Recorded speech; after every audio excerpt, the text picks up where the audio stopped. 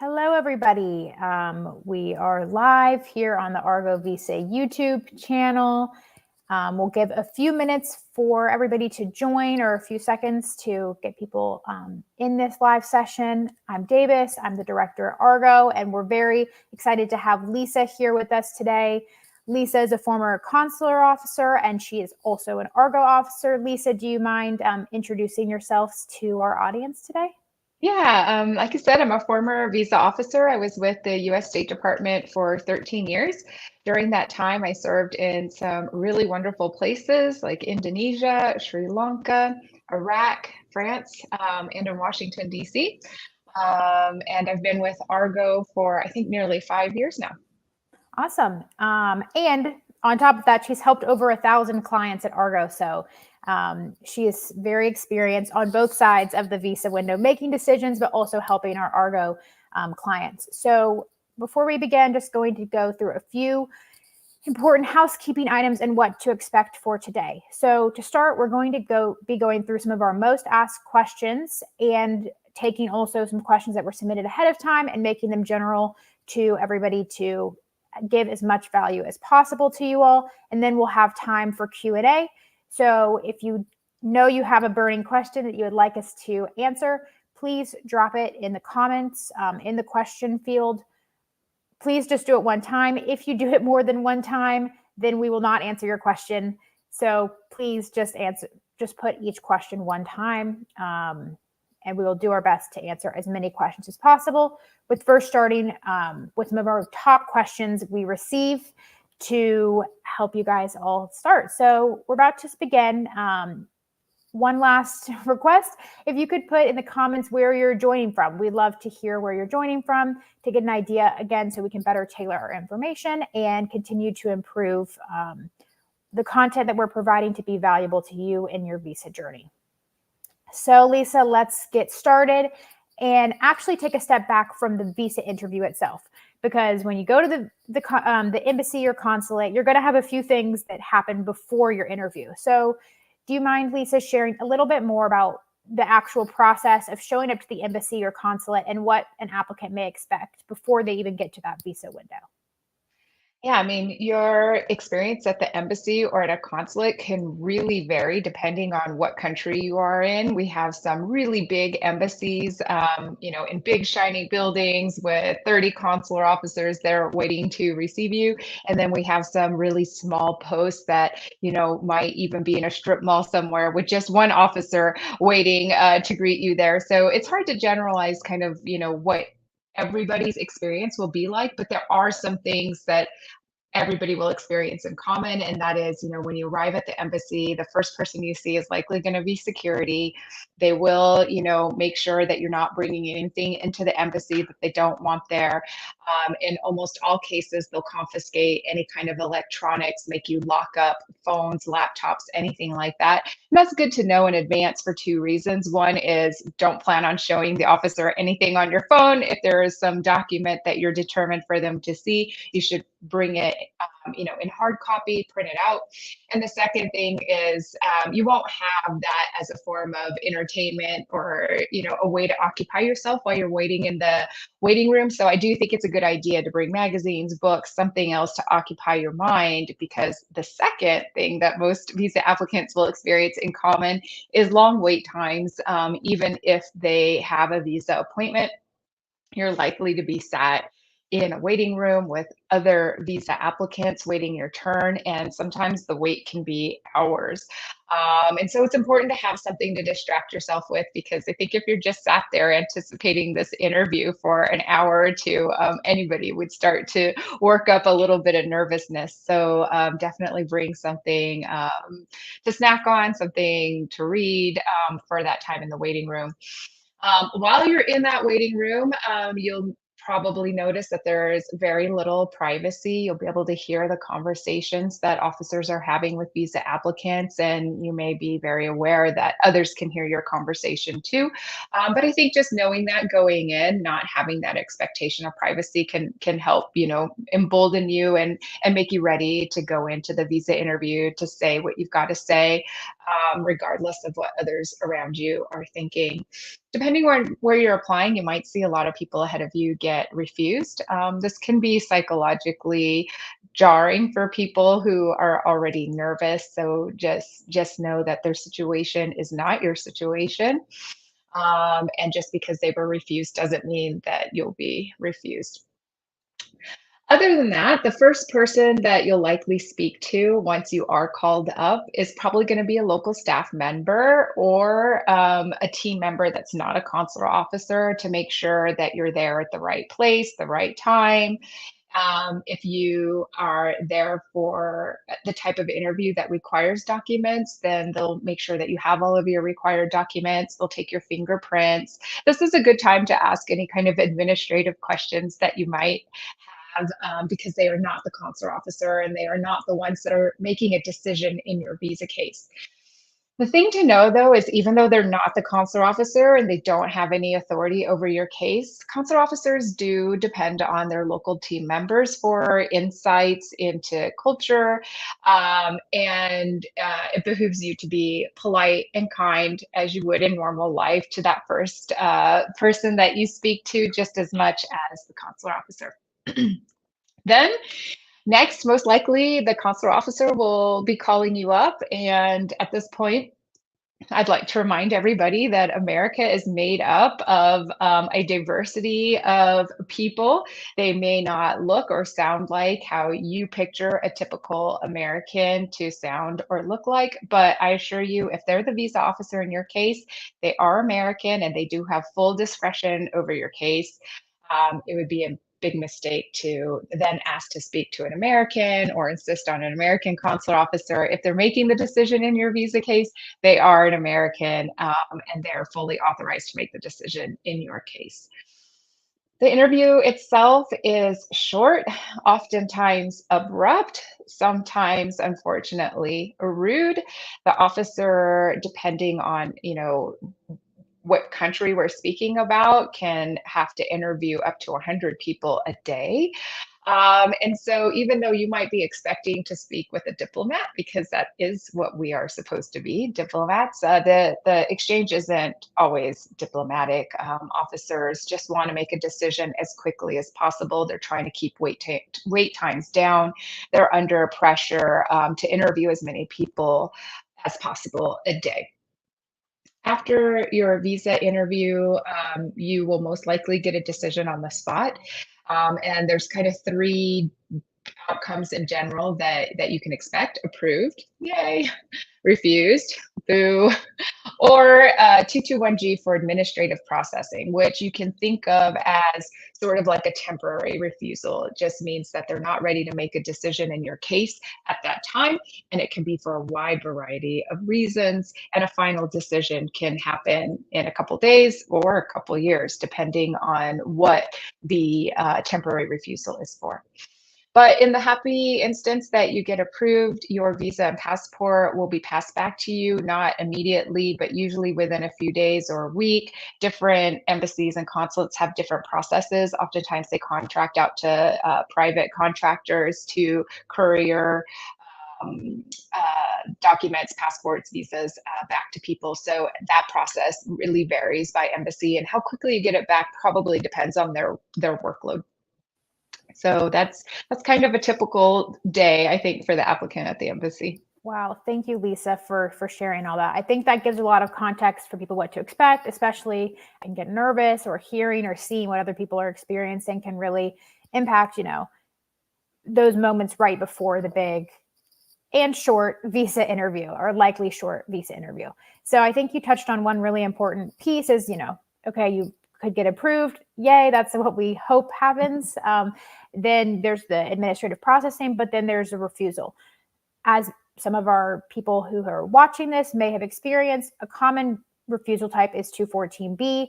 We work with a lot of applicants that have gotten 214B. If you get that 214B slip, it will have, a generic message on it, no specifications about why you got refused. And part of the explanation is about the home country ties. So, Lisa, do you mind sharing a little bit about what home country ties are and elaborate a little bit why on someone might be refused 214B. And most importantly, I'd like to also add that we hear from people a lot that say, oh, well, I have home country ties, but I still got 214B. And if you can kind of address why, even if you feel that you have some home country ties, how that might not be able to be communicated or understood in that same way from the officer. Yeah, this is really frustrating for people because that section of law is purposely worded to be very vague. And it offers consular officers, a lot of discretion in refusing people under this section of law. 214B basically says two things. One, you have to have a credible purpose of travel, meaning we think that you really are going to the U.S. to do what you say you're going to do, and that is your primary reason for travel. And then the second is, that you have a foreign residence that you don't intend to abandon, also known as you have ties to your home country. And the thing is it's not defined, right? It's not defined in the law, and officers get to decide what they think is sufficient as a home tie and what isn't. And how they decide that is really largely dependent on how the applicant presents themselves. So it's a matter of policy that consular officers have to presume that anybody applying for B1, B2, F1 visa is an intending immigrant. Meaning, before you even begin speaking, the officer is assuming you'd rather be working and living in the US than doing whatever it is you're doing in your home country. And so it's your burden as the applicant to overcome that presumption, meaning that in the course of that short conversation with the consular officer, you have to convince the consular officer that what you're doing in your home country is what you want to be doing and what you're going to come back for. So, some people think like, oh, but I have property, so that's home ties, or oh, I have a job, that's home ties. Unfortunately, it isn't always enough. It's very context dependent. But if you're coming from a country, for example, that doesn't have the same economic opportunities as you would be afforded in the US, then you have to go above and beyond saying, well, I have a house here, I have a job here. Because if we think that you would have better economic opportunities in the US than in your home country, then we need to hear something probably pretty persuasive to convince us that you really would come back to your home country. Family is a tough one because, nobody likes to think that they wouldn't come back for their family. But that's not how consular officers are seeing it. If you say, oh, I have a husband at home, or I have children at home, or I have a wife at home, I'm definitely coming back. The reason why that's not necessarily enough is because we know that people are willing to make those hard decisions and those sacrifices to be physically together in order to pursue better economic opportunities that will later, benefit the family that they're leaving behind. So when you're talking about your home ties, you have to paint a picture that the officer can imagine you in which you are happy with what you have, that you have goals that can be fulfilled there in your home country, that you're in a socio and economic situation that is comfortable for you and one that you wouldn't abandon to go and work in the US. So it's not any one thing. The officer is looking, at your picture in general, and that includes everything from the way you hold yourself to the way you speak to what you're actually telling the officer about what it is you do in your home country, what your situation is, in order for them to determine if they think you're really going to come back to your home country. The other thing that, is often left unsaid, but is true is it does matter where you're applying from. If there's high rates of people from your home country not returning home, officers going to be more skeptical than if you're applying from a country where people tend to return to. So it's everything. It's everything from how you're speaking to what the economic situation is in your country. So some of those things are within your control. Some of them are not. What we do at Argo is listen, understand your situation, understand what is within your control, and help you present that situation to the officer in a way that they can picture that you're happy where you are and that you're really going to come back. Thanks, Lisa. I think you brought up some really great points. Just to summarize or highlight a few things, Argo can't publish a list of like, these are the best home ties, or no one can tell you, like Lisa was saying, what's good or what's bad, because it's going to be context dependent. And so you need to understand that there's a number of factors that could be impacting you at your interview, and there's no like right or wrong list. And then, as Lisa was saying, it's not as simple or straightforward as just having what you think are ties, or even if you do have a plan to come back, just having that. You need to be able to present them to the officer and convince the officer of your situation. So just keep that in mind as what Lisa was saying. So we're gonna. Oh, go ahead. Sorry, one more thing to add, Davis, because I think we get this question a lot too about 214B, and I didn't talk about it, and that is, unfortunately, there's no waiver and there's no appeal for 214B. Like if you get 214B, really your only option is to go back and apply again and try to convince the officer that your case wasn't properly assessed last time. So just for those out there who are wondering, what can I do about a 214B? Like, can I talk to the manager? Can I appeal the process? Is there some form I can fill out? Unfortunately, once you're found 214B, the only option really is most likely to simply reapply. But of course, we don't recommend you just go in and try to say the same things that you did last time, because if you say the same thing or you do the same thing, you're going to get the same answer. Now, that doesn't mean create new facts and go in and change your story. That's not what we mean when we say don't go in and do the same thing, but really assess what are your strengths, what it is you'd like the officer to know that perhaps you didn't convey to the officer previously. And that's really what we focus on in our consultations, isn't it, Davis? Is like, okay, people have all these highlights that they don't even realize they're highlights. So often people come to us and say, oh, okay, I'm going to say these things. And I'm like, is that really your situation though? Like, tell me more. And it's like, no, actually, this is the interesting thing that the officer is going to want to know about you. So this is what we should be talking about, right? What it doesn't mean is, change your school or change your funding or change something on your GS 160. Because if you start to try to game the system like that, the officer is going to see right through it. I think those are some really good points. And we often get questions just saying, oh, do I need to change my school? If I change my school, will I get approved? And like Lisa was saying, it could come off in different ways to the officer depending on your situation. So that's, again, where the context is really important. Come to us. One of our officers can help understand the whole picture of your case, listen to you, learn from you, figure out like the best approach for your next attempt.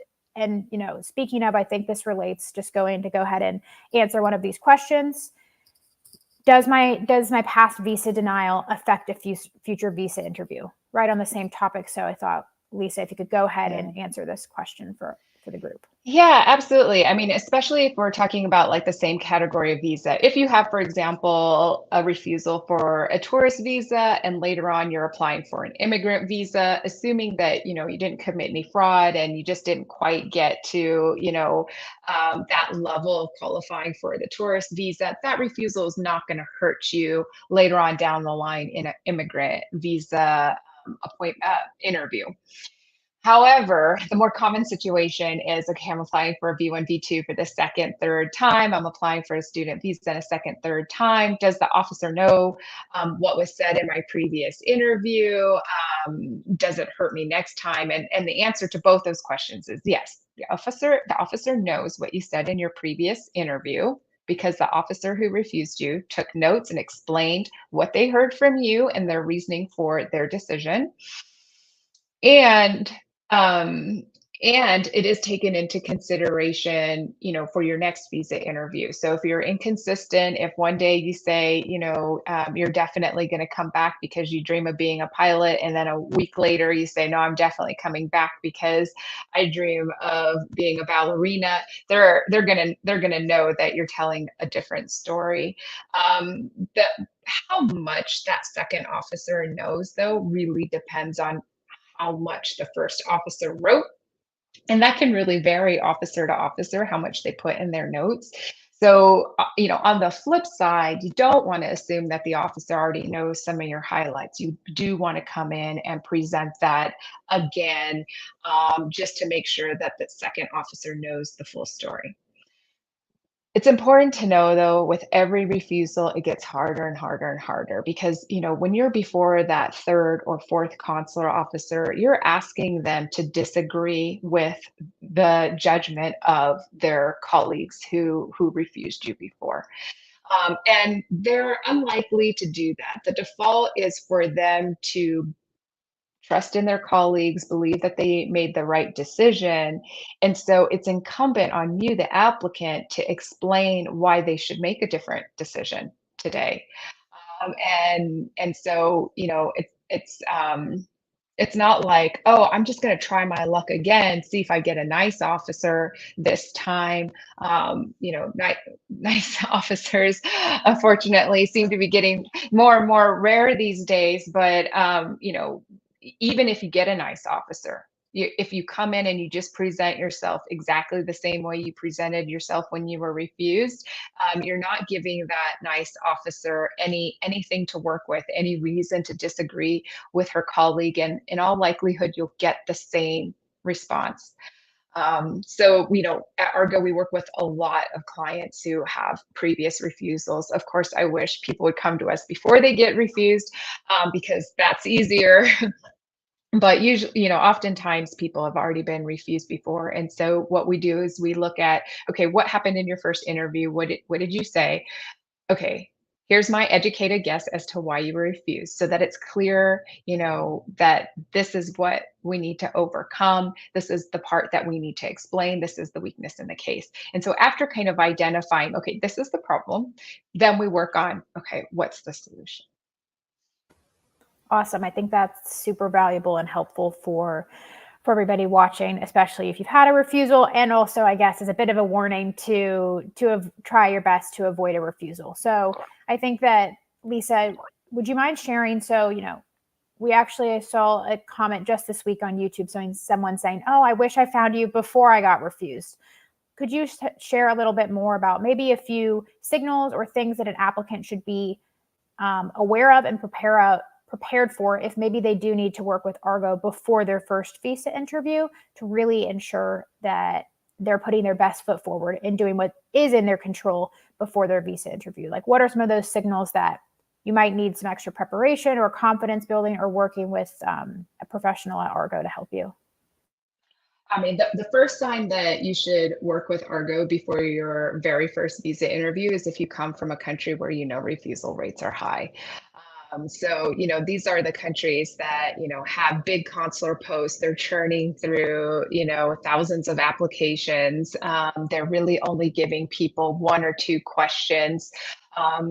Very, very small window of opportunity to demonstrate that you're qualified. So even if you're a highly qualified applicant, those officers, unfortunately, because they're rushing, just aren't as thorough, just aren't as careful. And so it's super important that you go in, prepared as possible that first time around. So if you come from a country where refusal rates are pretty high, even if you've got a great socioeconomic situation, you feel like you're a highly qualified applicant, it's still a good idea to come in, do a couple practice interviews so you know what to expect when you get to that window, so you're ready to go and you're not caught off guard. People come to us, the most common thing we hear was, oh my God, I was only asked one or two questions. I didn't get the chance to explain anything.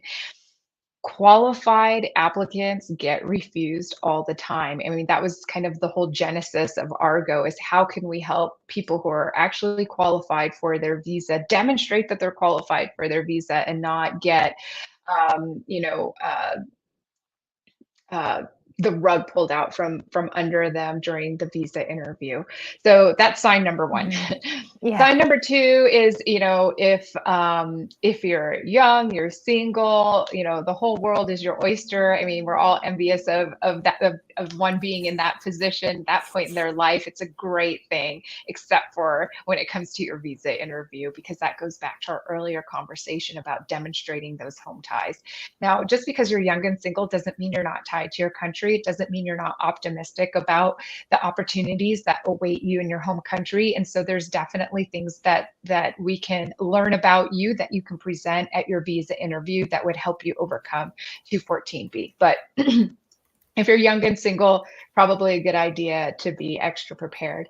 Another circumstance in which I wouldn't risk not being prepared for my visa interview is if I have a really great opportunity in the US that I don't want to miss, and that's a university, an American university experience, really important conference or job, business meetings. Um, you know, it's sad how often we hear from people about the way a visa refusal has changed the course of their lives, because they lost out on an opportunity because they weren't prepared for the visa interview. The other ones are the obvious ones. If you know you have past immigration violations or criminal convictions or any other ineligibilities, we can help you try to make that process go as smoothly for you as possible in terms of getting your situation turned around and eligible for a visa again.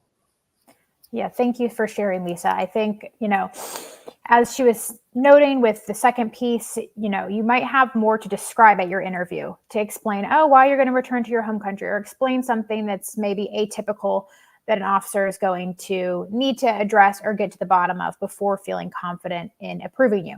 But with that challenge, if you have more to describe, as Lisa also noted, there's some places where you have very limited opportunity to explain yourself to the officer. And that's really where Argo's preparation can help you understand how to do that, kind of evaluate all the factors in your case, and kind of make a game plan for optimizing that interview.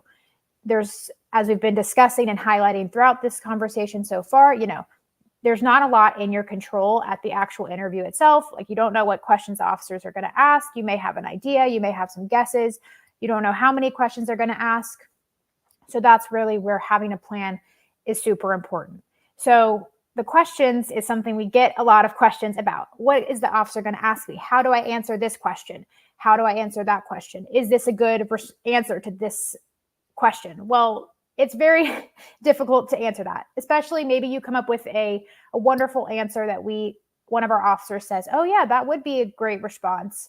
But the officer doesn't know the rest of your case. The officer doesn't know what other questions you've been asked or not asked. So there really is a lot of factors to consider here. So Lisa, could you explain a little bit more about why Argo or any former officer or any advisor, consultant, whatever, can't give you just the right answer to a visa interview question, and illustrate maybe a little bit why we give a lot of general tips on our YouTube channel, as you guys have seen, but there is going to be a personal element that's super important to consider beyond this video or any of our videos when you're preparing for your interview. This is such an important question. And really, there's two aspects to the question, right? One is, how do I prepare if I don't know what the questions are going to be? And then the other is, why can't somebody just create a perfect answer for me that I can memorize? So, they go hand in hand. So the answer to the first question is, there's no script for consular officers. So it doesn't make sense for you to have a script, right? Consular officers can ask you anything they can dream up. And I can tell you, as somebody who worked out at the visa window for more than a year at a time, after a while you start to get bored and you start to dream up creative questions to ask applicants. And sometimes you're just curious. So for example, when I was in Sri Lanka, we had a lot of people who specialized in gems, that were in the gem business, and they would go to the US to these big gem conferences. And so I'd ask them about gems, and be like, oh, so why is a pink sapphire more valuable than another sapphire? Or, how do you tell if something's been heat treated? So really technical questions, because I was just interested. And if they knew the answer, then that was an easy way for them to demonstrate to me that they really were gem dealers in that profession, and in all likelihood going to, a conference in the United States. So you just never know what an officer is going to ask you. If you try to prepare for every question, you'll just drive yourself crazy. So instead of focusing on what are they going to ask me, I tell our clients, focus on what are you going to say? What is it that you want the officer to know about you? I mean, you watch any politician answering questions at a press conference, they haven't prepared for every form of the question that they might get, but they know generally what are the important topics, and they know exactly what they want to say on it. And that's what they say. That's the answer that they give. So, when preparing, of course, you want to know what the requirements for the visa are. Mhm. It's, at Argo, we can help clients understand how consular officers interpret those requirements, what they're looking for, that they see meets those requirements, and then know how, what you're going to say about yourself to demonstrate that you meet those requirements. And if you have that down, then you don't have to worry about what you're going to be asked because you already know what you're going to say. That does not mean, however, create a perfect answer, memorize it, and give it no matter what. Mhm. If the officer senses that you're giving a memorized answer, you're going to lose authenticity. And remember, it all goes back to the officer looking at your situation holistically. They're judging you. They're judging what you say. They're judging how you say it. And if you come across as somebody who has memorized a prepared answer, the officer is going to know that you're nervous, and they're going to be suspicious as to why you were nervous. Because if you're a qualified candidate, then why did you have to memorize something? Mhm. Similarly, what we don't do at Argo, because it doesn't work, is invent answers for clients. Not only, would that violate kind of, the integrity that we have at Argo, but it doesn't help the clients. If you go in with a lie, you're not going to be prepared for unexpected questions. And there are going to be unexpected questions. If you get caught in a serious lie, then you could be banned from ever entering into the United States. So it's just not worth it. I mean, a lifelong ban, like, it's just not worth it. You never know what's coming, later on in life that might be more important than your purpose of travel this time. So what we do instead is, we learn about you, and then we help you draw out the things that the officer will find compelling. And then we help you say it in a way that is easily understandable within the minute or two, the confines of your interview. And that's why we do the practice interviews, the mock interviews.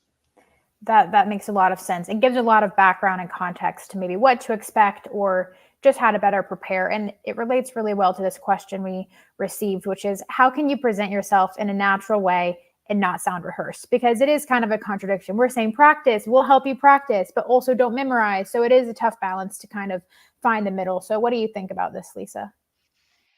Yeah, I mean, so first let me say that it's okay to be nervous, to be a little bit nervous at your visa interview. Yes, you want to come across confident and natural to the extent that you can, but a little bit of nervousness is normal. The officer knows that visa interview, especially if we're talking about like a student visa interview, is a really big deal, and a refusal or approval could really change the course of your life. So don't be nervous about being nervous. But at the same time, if you sound like, this is how an officer knows if you are over rehearsed or memorized. It's if you're not really addressing their question, and if you don't allow the officer to maintain control of the interview. So, for example, if they try to, insert a question and you speak over them because you feel the need to get your answer out because you don't know how to work it in later. I mean, the interview is supposed to be kind of a natural back and forth conversation with the officer.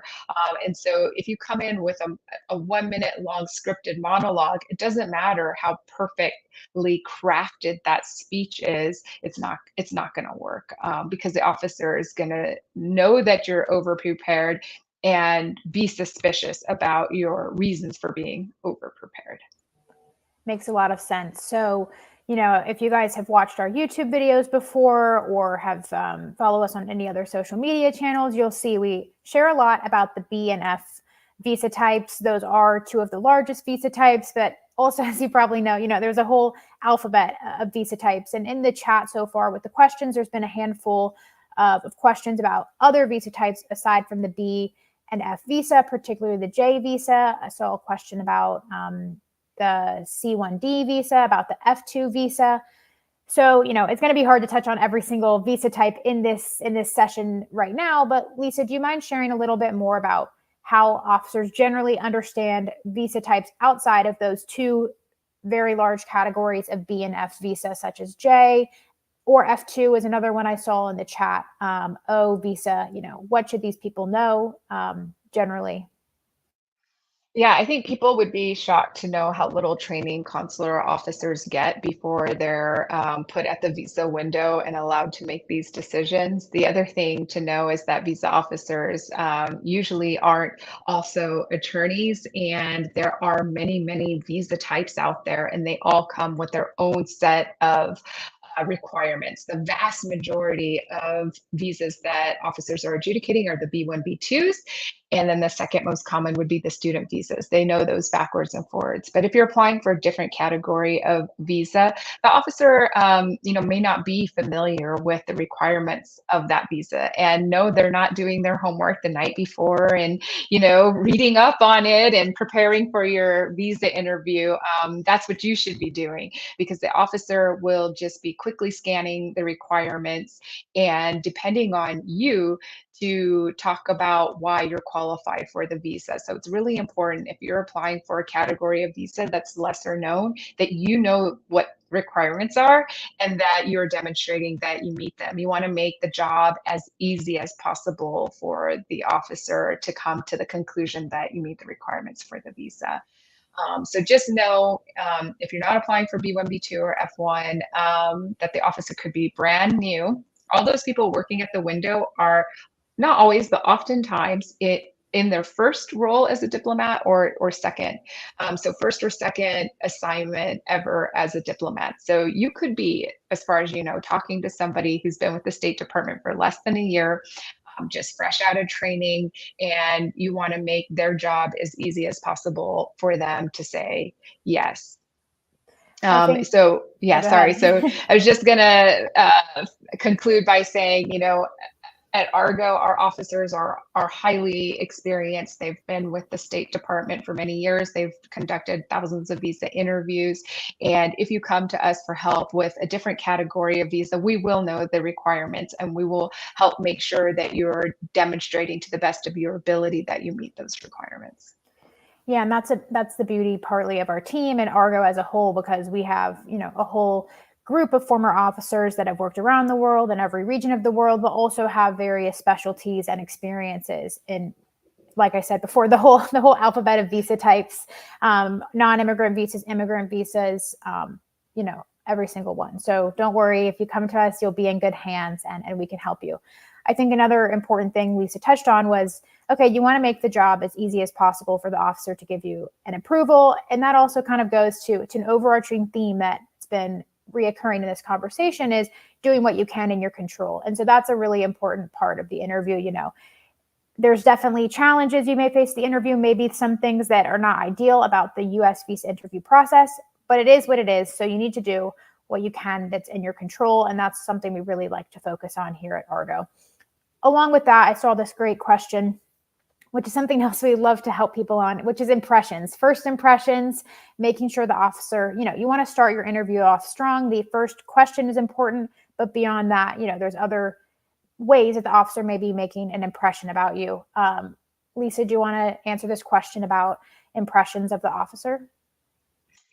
Yeah, I mean, how you make a good first impression, I mean, it varies by visa category, I think, like I always tell the students, the 18, 19-year-olds that are applying for a bachelor's degree fresh out of high school, like the officer's not expecting you to talk like a 40-year-old business person, applying for a job as CEO. They're expecting you to be young, fresh, optimistic, full of dreams. And so usually the way to make a best first impression is to be yourself. Everybody's personality is different, and I think that the way to make a good first impression is just to let your personality shine through a little bit. The worst thing you can do is come in and sound and act like a robot with a perfect visa answer.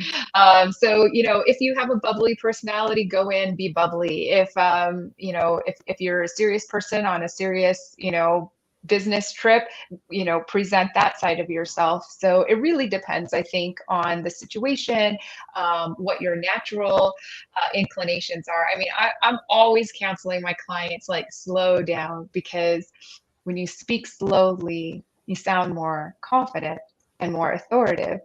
but I can't help myself. Like I cannot speak slowly, even though I know that to be true. So I mean, it'd be kind of useless for me to try to pretend to be somebody that I'm not. I think that when you have the courage to just be who you are, that's perceived as confidence. The other thing I think to know, just in terms of the American culture, is that we tend to be a more informal culture. So we don't start conversations, with "Hello, officer," "Hello, madam," "Hello, sir." Like we just start speaking.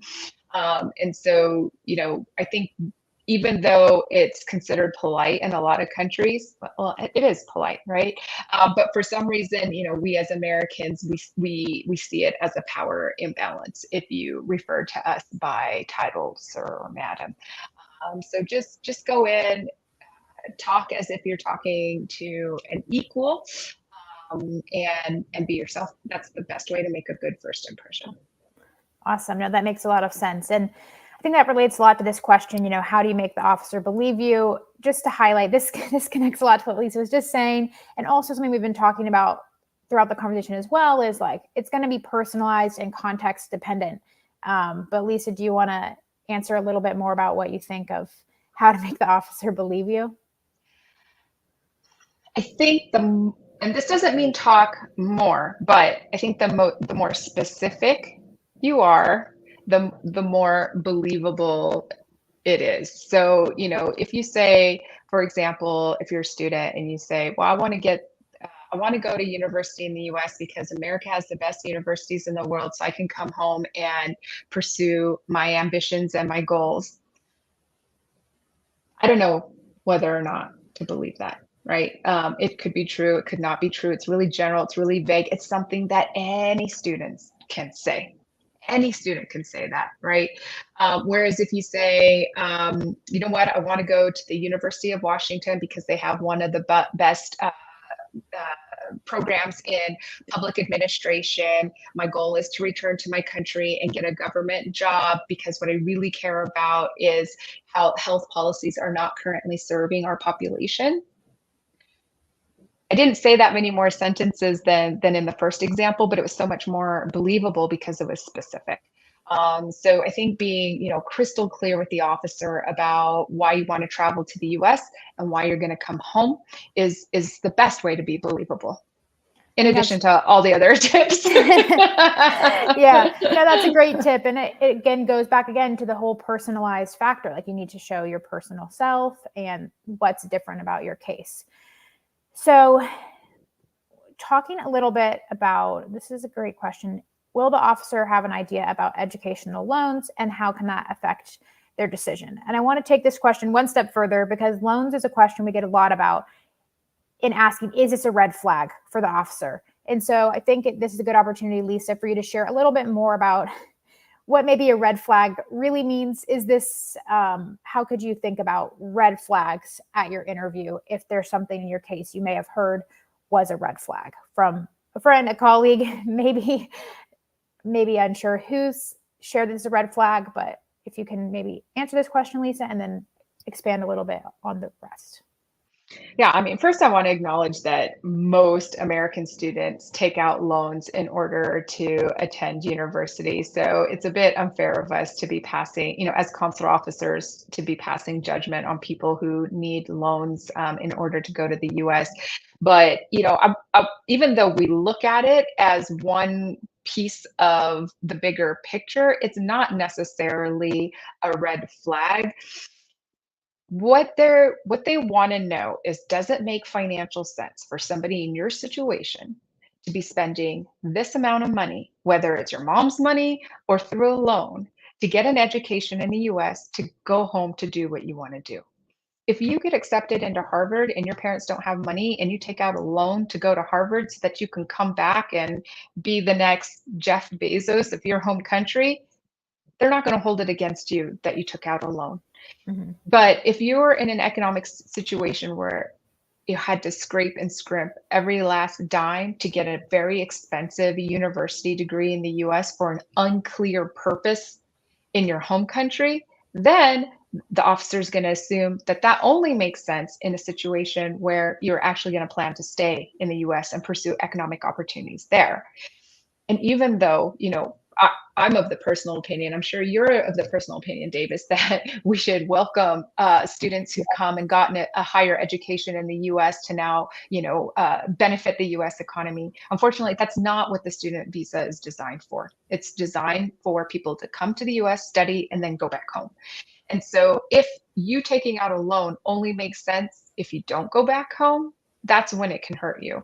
So so how do you convince the officer one way or another? Again, it's like going back, looking at your picture holistically, taking into consideration what are the opportunities in your home country. Why does this make sense? How is this an investment in yourself, in your future, even if you do come back to your home country or a different country? I mean, we always say home country, but realistically, they just want to make sure that you're not going to stay in the US. So if you have a grand plan to, move from your home country, get an education in the US, and work in Dubai, where you have an uncle that's ready and willing to get you a job at an amazing company, that's a perfectly legitimate future plan, and you should express that to the officer.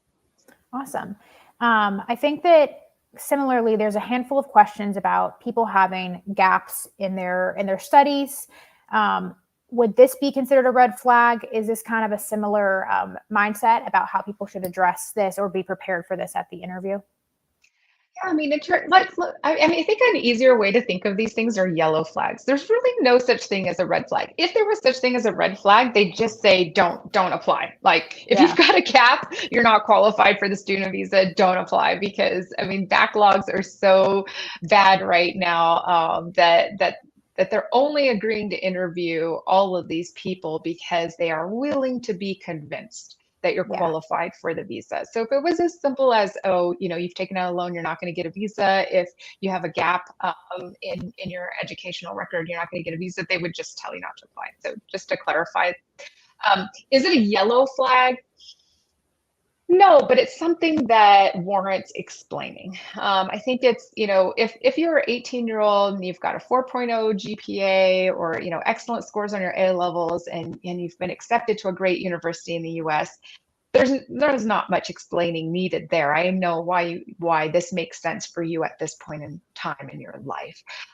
But if it's been some time, if it's a second master's degree, if you're not kind of going back to back and there is that gap there and you've been working, then I think you have to be ready to explain like why now is a really good time, why it makes financial sense as well, what's it going to mean for your career, and as long as you're able to bring all those pieces together, and it all makes sense, and the officer believes that you're going to go back to your home country, you're very likely to be eligible for that visa.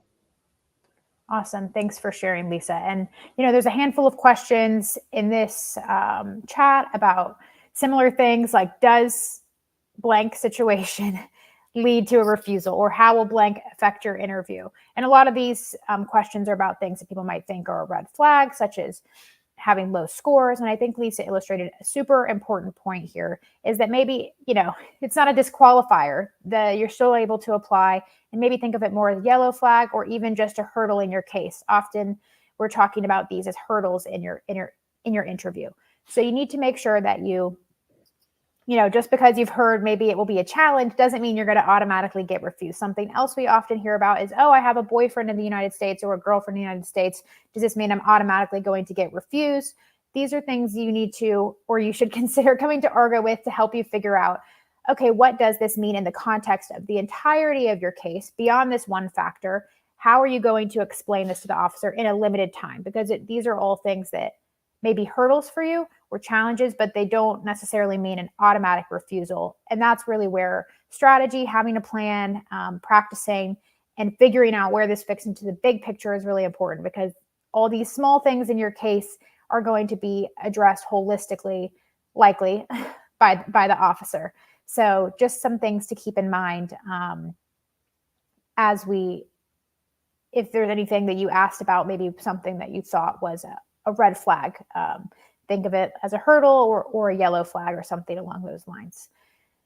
Okay, we're going to add a new question. Lots of F1 questions. So I think this may be a little bit touched on before, but changing the university. There's a handful of questions about changing university after a refusal, especially some people in the chat that have said they got refused this summer. They want to try again. Like, Lisa, what would be your advice maybe for anybody that got refused this summer on how to prepare, plan, take away what happened and put in their best foot forward for another try? I mean, officers are just looking for what makes sense. So if you're changing your university because since your last refusal, you've been accepted into a better university, and that can mean a higher ranking university, but it could also mean, one that suits your needs better, that has a better program for what you're looking for, that's offered you more scholarship money, then yeah, change your university. Like definitely don't forego a better opportunity because you're afraid to change your university. But on the other hand, like I was saying earlier, officers see through it when you're trying to game the system. So if you're changing universities just so you can say, well, something's changed in my circumstances, that's not going to work because I can almost guarantee you weren't refused because you were going to the wrong university. There's no such thing as the wrong university. So changing your university isn't going to now get you from not qualified to qualified. We would have to have a larger conversation about this your circumstances to better understand what happened at your visa interview and how we can demonstrate that you're qualified. So it's actually a really easy question to answer, Davis. Whether or not you change your university should depend on whether or not it's better for you. Don't do it for the visa interview. That's great advice. Thank you for sharing that. Okay, so just a quick note on this question. Is it hard to get a tourist visa if someone is single or unmarried despite strong ties to their home country? So this is actually a question we addressed earlier in the conversation. So this is just a reminder to everybody. If you joined after we've already started, be sure to start from the beginning. We've gone over a lot of different topics in this session, and some of them relate to questions that are being asked now. So if you have a time or the opportunity, rewind, go back to the beginning because we address a lot of different topics, including this exact one about ties to the home country and also single and unmarried. So you'll get a great answer if you can rewind and go back there. So, okay, this is a great question for someone like Lisa to answer. So why is the rejection rate so high nowadays? One thing just to add, different visa types are going to have different rejection rates, and there's a handful of other pieces of context there. But Lisa, do you mind sharing a little bit more about this question? Yeah, why visa rates are so high. I mean, that really depends. Well, first of all, so high. I mean, it's really relative, right? For every visa, every student visa that gets refused, 3 or 4 are approved. So I don't want people to be discouraged. Like the US government is issuing millions upon millions of visas every year. In terms of why refusal rates seem to be creeping up, I mean, I think there's a couple different factors at play. I mean, the fact that officers have so many more people to interview nowadays means that they're going faster. They're not maybe, they don't have the luxury of digging down to that next layer, getting to know the applicant a little bit better. They're having to make really snap judgments very quickly. They're fatigued, which, again, makes being prepared for the visa interview, even if you're qualified, all the more important. But also too, as global economics shift, if people from your home country are coming back using their visa appropriately at a smaller and smaller rate, then it's like, the worse the return rate is in a country, the more the skepticism of the consular officer goes up. So that, that might not have to do with you, and it feels unfair because people are passing a judgment on you based on what's going on in your country, but that's just the reality of the circumstances under which officers are trying to make a decision. Thanks for sharing. So we're getting close to being done with the time. We're going to answer a few more questions. If your question does not get answered today, you can send us an email at hello, HELLO, argovisa.com. We'll try to get back to you, especially if it's a personalized question. We can try to see how we can help you, if we can help you, or anything like that. So don't hesitate to send us an email, and we'll try to get going with just a few more questions to wrap up today. And so thanks everyone for joining and submitting your questions. So I think this is a great question. Argo said one of the best tips is do not give a short answer. Is there a chance an officer will stop you from elaborating your situation and just wanted a straightforward answer? Lisa, what do you think? Yeah, absolutely. Officers want short answers because they're impatient and they want to make a decision quickly. But if what you're saying is relevant to the qualifications of the visa and it's interesting, I promise you, you won't be interrupted. People who get interrupted are those who are talking on a topic that is not relevant to the visa officer, or because they're coming across rehearsed and the officer wants to throw them off their script. Or, I mean, in some cases, it could be you just have an officer having a really horrible day. But what's easiest for the officer is for you to tell them in as concise of a way as possible the ways in which you're qualified for the visa. And so if you're doing that and you're doing it in a persuasive, compelling way, they're not going to interrupt you because that's the information that they need to come to a decision. Anything you're saying that'll help them make a decision, they're not going to interrupt. There are circumstances in which maybe if the interview is going really well, though, and the officer's already convinced about something, that they'll interrupt you. Regardless, if you're interrupted, move on. Let the officer maintain control of the interview. Don't ever try to speak over them. That'll only frustrate and irritate them. Allow them to ask that next question. If you feel like there's something really valuable that really would make a difference in your case that you didn't get to say, you'll be able to weave it into an answer later in the interview. Awesome. That's super helpful. And I think this is a great question because you've probably seen some of our videos saying, okay, don't give a one-word answer. But to go back to something Lisa shared earlier, it's about the details. And she gave 2 examples of it's not necessarily giving a longer answer, but a more detailed answer that's going to make the officer more easily make a decision on your case or make a decision on the question they're wondering at that time. So it's all about making the officer's job easier in a quick process. So kind of as you touched on, that's part of the big challenge of the interview is there's so many things you're trying to balance on explaining yourself, showcasing your personality, your story, your situation, but also in the fast time. So that's where it's really having those details practice and understanding of what's going to be most important to the officer for your specific case is going to really help you be as prepared as possible for the interview. And of course, as we shared before, that's where Argo can really come in and help you by weighing those pros and cons of your case, understanding where each thing fits into the big picture. What are those details that are relevant to the officer? Because you most likely don't know what details are the most relevant and important to the officer because it's going to depend on a number of factors. Okay, so I think this is a great question. Why don't we get any hints about USA visa rejection? I think this might be specifically about 214B and why it's just kind of a blanket statement. I mean, one of the things we can do at Argo is give you the hints. I mean, we can tell you probably based on what you tell us, what happened at your visa interview, why you were refused 99% of the time. I'm really confident that I know why somebody was refused. The officer doesn't tell you why you were refused because they don't want you to come back and just change that part of the story.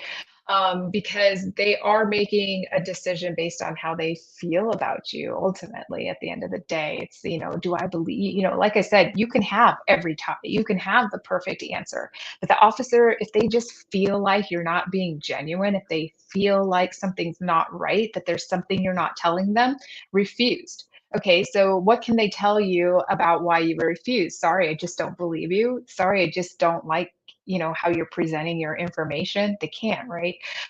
So they want to maintain the ability to refuse people for any number of reasons. They have broad discretion in that sense, and that's why they don't give you a specific reason for refusal. And also too, it's usually not one small thing, right? It's not like, oh, you were an amazing applicant, with all kinds of ties. I believe everything you were saying, but you have an aunt in the US, so you're refused. No, that's not that's not the thinking of the officer. It's usually a drip, drip, drip effect. It's like, I don't quite believe you. You have these relatives in the US. Don't think you come from a strong socioeconomic background that's going to compel you to return. It can be a lot, a lot of it can be a little bit of a lot of different things that culminates in the refusal. Officers are undecided as you're speaking, and sometimes it's the answer to all the questions, just a little bit, that makes them at the last minute decide to refuse, and so that's hard for them to explain. So to avoid arguments also at the window, because if somebody tells you, oh, you're refused for this, of course you're going to say, but, and they don't have time for that. So every applicant around the world gets the exact same explanation, which is just in general, there's something about your purpose of travel that we're not buying, or there's something about your situation at home that we don't think you're going to come back to immediately. Makes sense. Okay, so we're at time, but I have one last quick question that relates to that. They're busy. We've been emphasizing how busy officers are throughout this conversation. So I think this is a great question, about how many applicants are visa officers looking at a day. And I think another important factor about the number is that it can sometimes maybe desensitize an officer to all the situation, which again is why that personal story, details, all that comes into play. So let's wrap it up with this final question, Lisa. Yeah, I mean, it really varies. I mean, I almost shudder to think how many interviews officers are doing in big posts that like we have in India, China, Philippines, Mexico. But then we have, posts that are really small and see far fewer numbers. So it really it varies. Maybe in some countries an officer's doing a few visa interviews a week. I think those posts are rare, but they're out there. And then there's officers that are doing maybe 150 interviews a day. And if you're applying at one of those posts, just think for a minute, like what it would be like to have that job, to ask the same question 150 times a day, every day for 2 years. Like, what would you want to hear? What energy would you want the applicant to bring forth? But also too, it might help you understand a little bit why the officer is the way they are. And the good thing about understanding the officer situation isn't, so that you can feel sorry for them. You don't need to feel sorry for them, but it's so that you can understand that it's not personal, and you shouldn't be discouraged if you meet an officer who doesn't seem interested. Just go in with your plan, present your case, doing it in as compelling of a way as possible. That's actually the fun part about the mock interviews in our consultations is I get to revert back. I get to remember what it was like to be a visa officer and play that role for our applicants to desensitize, our clients to the rudeness, the abruptness, and to not be discouraged based on what the officer's attitude is, but to focus instead on the attitude the client is going to bring to their interview. Yeah, I think that's a great point. And, being able to kind of put yourself in the shoes of the officer by doing an ARGO consultation really can transform your understanding of the visa interview, that either you've gotten a refusal trying to figure out what happened, or preparing for kind of a fresh case. So we really appreciate you guys all for joining. I know there's not a lot. I know we didn't get to all of the questions. There's still questions. If you continue to put them in the chat, we're not going to answer them.